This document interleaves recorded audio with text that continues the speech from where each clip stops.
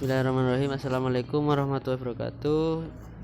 Di sini saya bersama kelompok saya akan mempresentasikan tentang konsepsi Islam dalam pembinaan masyarakat dan lingkungan hidup.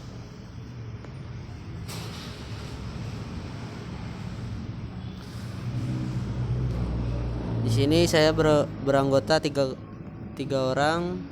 Yang pertama Agung Wirakusuma, NIM 081, Iza Mahendra Nurba 087, Faradifa Alivia Sabrina NIM 102. Saya di sini akan menjelaskan poin-poin konsep kebudayaan dalam Islam dan prinsip-prinsip kebudayaan Islam.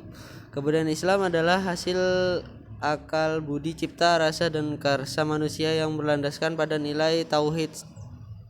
Islam sangat menghargai akal manusia yang untuk berkiprah dan berkembang. Perkembangan kebudayaan yang didasari dengan nilai-nilai keagamaan memiliki fungsi demikian jelas. Kebudayaan itu tidak terlepas dari prinsip-prinsip yang digariskan oleh ad-din, yaitu kemanusiaan. Kemanusiaan itu merupakan hakikat manusia bersifat statis. Kemanusiaan itu sama saja dahulu, sekarang, dan akan datang. Tetapi perwujudan manusia yang disebut aksidensi itu tumbuh berkembang, berbeda, dan diperbarui. Perubahan demi perubahan terus terjadi, namun asas tetap, yaitu asas yang dituntun, ditunjuki, diperingatkan, dan diberitakan oleh Al-Quran dan Al-Hadis. Yang B, sejarah kebudayaan Islam serta karakteristik sejarah kebudayaan Islam. Bukti-bukti sejarah kebudayaan Islam di Indonesia. Karakteristik sejarah kebudayaan Islam adalah menekankan pada kemampuan mengambil ibadah atau hikmah pelajaran dari Islam,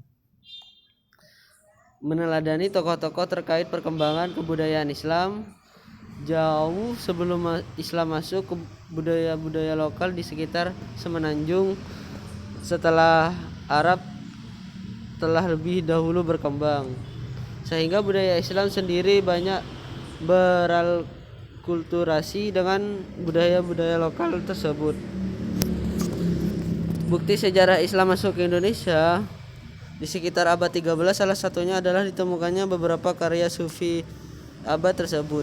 Selanjutnya dalam buku Inspirasi SKI Sejarah Kebudayaan Islam oleh Siti Wahido disebutkan sebagian besar orientalis atau penelitian Barat tentang Islam berasumsi bahwa agama Islam masuk ke Nusantara pada abad ke-7 dan ke abad 13 Masehi. Perkembangan pengaruh Islam Nusantara pun tampak dari peninggalan-peninggalannya yang sangat beragam. Peninggalan sejarah Islam di Indonesia dapat berupa seni bangunan, seni rupa, seni sastra, maupun seni pertunjukan. Untuk poin C, kedudukan alam dan lingkungan menurut Islam. Lingkungan menurut Islam mencakup semua usaha kegiatan manusia dalam sudut ruang dan waktu. Lingkungan ruang mencakup bumi, air, hewan, dan tumbuhan, serta semua yang diciptakan Allah untuk kepentingan manusia untuk menjaga kelangsungan hidupnya.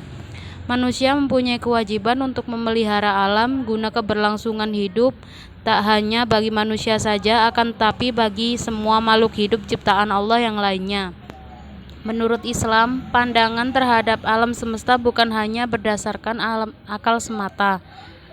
Alam semesta difungsikan untuk menggerakkan emosi dan perasaan manusia terhadap keagungan Al-Khaliq, kekerdilan manusia di hadapannya, dan pentingnya ketundukan kepada Allah Subhanahu wa taala.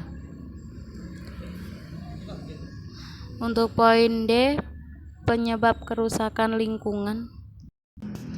Penyebab kerusakan lingkungan dan dampaknya. Kerusakan lingkungan adalah masalah serius untuk saat ini. Kerusakan lingkungan disebabkan oleh aktivitas manusia itu sendiri. Dampak kerusakan lingkungan telah kita rasakan saat ini.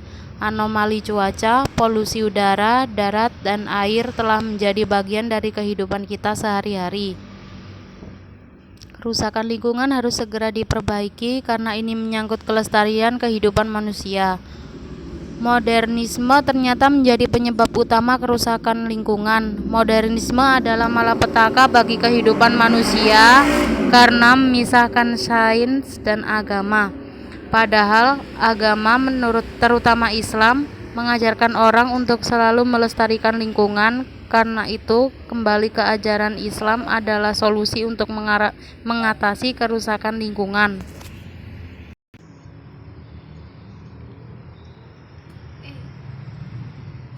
Elemen-elemen konversi lingkungan dalam Islam. Elemen-elemennya dibagi menjadi beberapa hal, yaitu 1. Ihya al-mawad, menghidupkan lahan yang terlantar dengan cara reklamasi atau memfungsikan kawasan tersebut agar menjadi produktif. 2. Ikta, lahan yang diizinkan oleh negara untuk kepentingan pertanian sebagai lahan garap untuk mengembang atau investor. 3. Ijara, sewa tanah atau untuk pertanian. 4. Harim, kawasan lindung. 5. Hima, kawasan yang dilindungi untuk kemaslahatan umum dan pengawetan habitat alami. 6. Wakaf, lahan yang dihasilkan untuk kepentingan publik atau umat. F. Identifikasi peranan manusia dalam konversi lingkungan. Peran serta masyarakat dalam pengolahan lingkungan hidup menjadi kebutuhan dasar semua orang yang secara fisik berada dalam lingkungan kehidupan yang berubah. Dalam arti terus menurunnya kualitas lingkungan, peran serta masyarakat menjadi sesuatu yang mutlak dalam kerangka menciptakan lingkungan hidup yang sehat. Ada kekeliruan mengenai peran serta masyarakat dalam masalah lingkungan dengan memandang peran serta masyarakat semata-mata sebagai penyampaian informasi atau public information, penyuluhan, bahkan sekedar alat public relation agar kegiatan tersebut dapat berjalan tanpa hambatan. Karenanya peran serta masyarakat tidak saja digunakan sebagai saran untuk mencapai tujuan, tapi juga digunakan sebagai tujuan atau participation is an end in self. Sekian presentasi dari kelompok kami. Assalamualaikum warahmatullahi wabarakatuh.